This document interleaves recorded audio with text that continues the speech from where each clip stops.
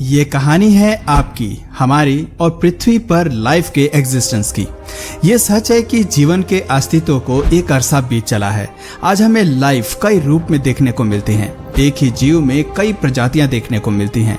बात करें जानवरों की तो शेर, चीता, भालू, सांप और न जाने कितनी ही प्रजातियां जंगल में घूम रही हैं। जहरीले सांप से लेकर शिकार को निगलने वाले खौफनाक सांप तक आपको हर तरह के जीव देखने को मिलते हैं। खैर, बात केवल सांप की नहीं है, असल सवाल जीवों में इतनी वैरायटीज का है। सवाल है कि आखिर इतने तरह के जीव धरती पर कैसे पनप गए? पृथ्वी पर एक ही तरह का जीवन क्यों नहीं पनपा? जब सब कुछ एक सिंगल सेल से शुरू हुआ तो एवोल्यूशन की कहानी इतनी लंबी और पेचीदा कैसे हो गई? अगर आप सोच रहे हैं कि आज हम ह्यूमन एवोल्यूशन पर बात करने वाले हैं तो आपका गैस बिल्कुल गलत है। आज हम आपको विज्ञान की नज़र से वो कहानी सुनाने वाले हैं जब एक छोटे बेबीज की तरह जानवरों का पृथ्वी पर जन्म हुआ। इतिहास में पहली बार सांस लेने के लिए उनके फेफड़ों का निर्माण हुआ, देखने के लिए उन्हें आंखें मिली और खुद की फॉर्मेशन के लिए एक अवसर मिला। वो अवसर जिसकी बदौलत पृथ्वी पर जीवों का साम्राज्य फैल गया।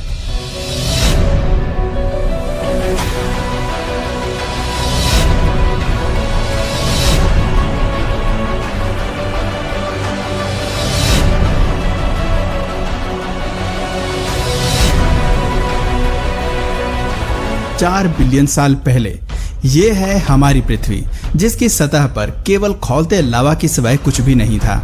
यही लावा जल्द ही 9 मिलियन लिविंग स्पीशीज के लिए उनका घर बनने वाला था। खैर, ये रास्ता इतना भी आसान नहीं था। राख से जीवन को जन्म देने के लिए कई घटनाएं होने वाली थीं, लेकिन इनमें सबसे पहला पड़ाव पानी था। एस्ट्रॉइड्स और कॉमेट्स ने भले ही पानी को पृथ्वी पर छोड़ा, लेकिन ये पानी केमिकल्स और ऑर्गेनिक कंपाउंड से भरा था, जिन पर आसमान से कड़कती बिजली का पड़ना बाकी था। लाइटिंग स्ट्राइक के प्रभाव से पानी में मौजूद केमिकल एटम्स ने जुड़कर एक चेन बनाना शुरू किया, जिससे जेनेटिक मटेरियल का निर्माण हुआ। इस मटेरियल का ऐसे खतरनाक वातावरण में बचना हालांकि मुमकिन नहीं था, लेकिन पानी में मौजूद ऑयली मटेरियल की वजह से पहले सिंगल सेल ने पनपना तय किया था। पर अपनी फॉर्मेशन के बाद ये सिंगल सेल कहाँ चुप बैठने वाला था? 3.5 बिलियन साल पहले जेनेटिक मैसेजेस और केमिकल इंस्ट्रक्शंस के चलते इस सेल ने खुद को पहली बार कॉपी किया। ये जीवन की पहली कड़ी थी जिसने पृथ्वी पर कुछ अद्भुत कर दिखाया था। अपने क्लोन को तैयार करके इसने धरती पर जीवन की शुरुआत कर दी थी। तब ये सेल नहीं जानता था कि आगे चलकर इंसान, जानवर, पेड़ पौधे, चिड़िया और मरीन एनिमल सब कुछ इसी से विकसित होने वाले थे। अपने क्लोन को बनाकर ये सिंगल सेल अब रिप्रोड्यूस करना सीख गए थे, जिसने धरती पर इनके सर्वाइवल के चांसेस बढ़ा दिए थे। 2 बिलियन साल तक रिप्रोड्यूस करते हुए सिंगल सेल की पीढ़ियों ने खुद को ऐसे ही कायम रखा, लेकिन फिर एक घटना ने सब कुछ बदल दिया।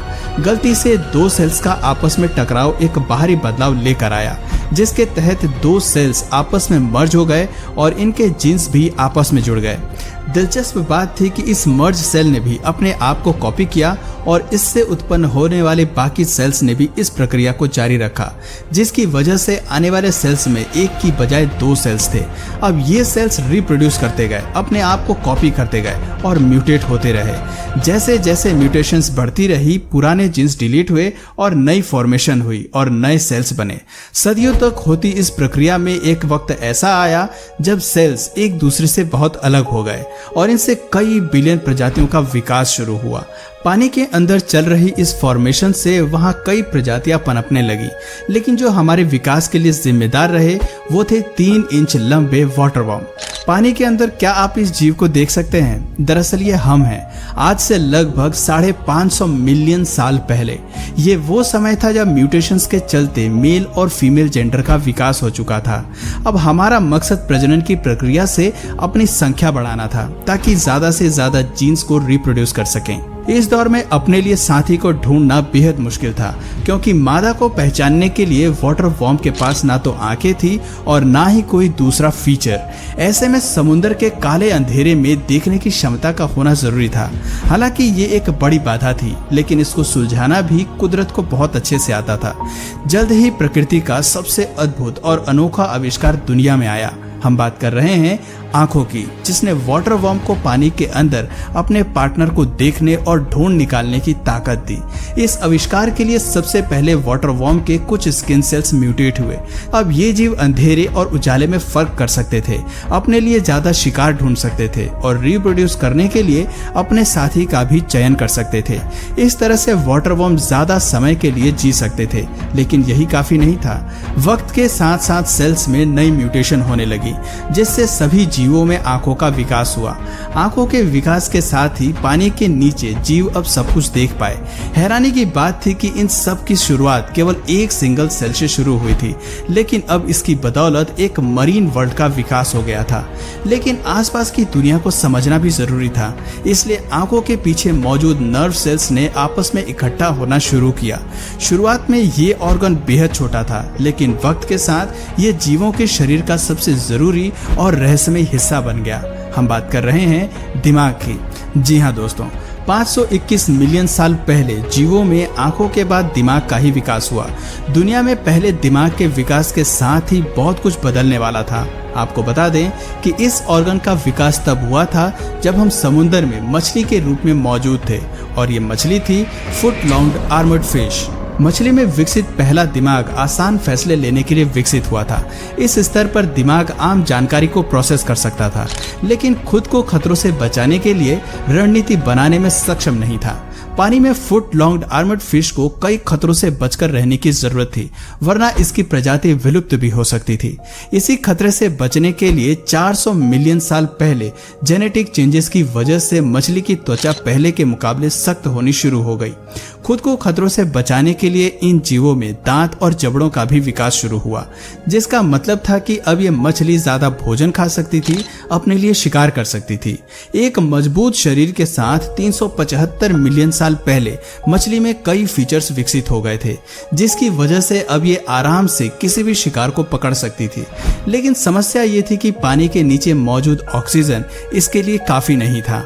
ऑक्सीजन की कमी से पानी के अंदर इसका ज्यादा समय तक सरवाइव कर पाना आसान नहीं था। इसके अलावा वहां मौजूद टॉक्सिक कार्बन डाइऑक्साइड भी इनके लिए एक बड़ा खतरा था। हालांकि वहां भोजन की कमी नहीं थी, लेकिन ऑक्सीजन जीवन के लिए मेन इंग्रेडिएंट था, जिसे पाने के लिए इन्हें कुछ बेहद ही बड़ा करना जरूरी था। दोस्तों, कुदरत का नियम तो आप जानते ही हैं कि कुछ भी पाने के लिए रिस्क लेना ही पड़ता है। इस मछली ने भी यही किया। ऑक्सीजन के लिए फुट लॉन्ग आर्मर्ड फिश पानी की सतह पर आई और इसने ऑक्सीजन लेना शुरू किया। शरीर में ऑक्सीजन के ट्रेवल होने की वजह से धीरे धीरे लंग्स का विकास हुआ। लंग्स के विकास के साथ ही पानी में एक नई प्रजाति पनपी, जिन्हें नाम दिया गया इस्थियोस्थेगा। इस्थियोस्थेगा असल में हम ही थे, और हम हवा और पानी दोनों में सांस ले सकते थे। हवा में सांस लेने के लिए हम लंग्स का इस्तेमाल करते थे, जबकि पानी में सांस लेने के लिए हमारे पास गिल्स थे। आज हमारे पास गिल्स नहीं है, लेकिन दोनों स्थिति में सांस लेने का मैकेनिज्म हमें आता है। पानी में रहते हुए इस इस्थियोस्थेगा को काफी समय हो चुका था, लेकिन बाहर की दुनिया की तरफ इनका खिंचाव ज्यादा था।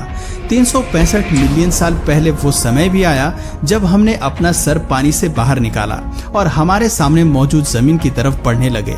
ये जगह हमारे लिए अनजान थी, लेकिन दिलचस्प भी। पानी के बाहर आकर हम इतिहास का रुख बदलने वाले थे और जमीन पर उस जीवन की शुरुआत करने वाले थे जो पृथ्वी का इतिहास बदलने वाली थी। फिर वो पल भी आया जब हम पानी से बाहर आए।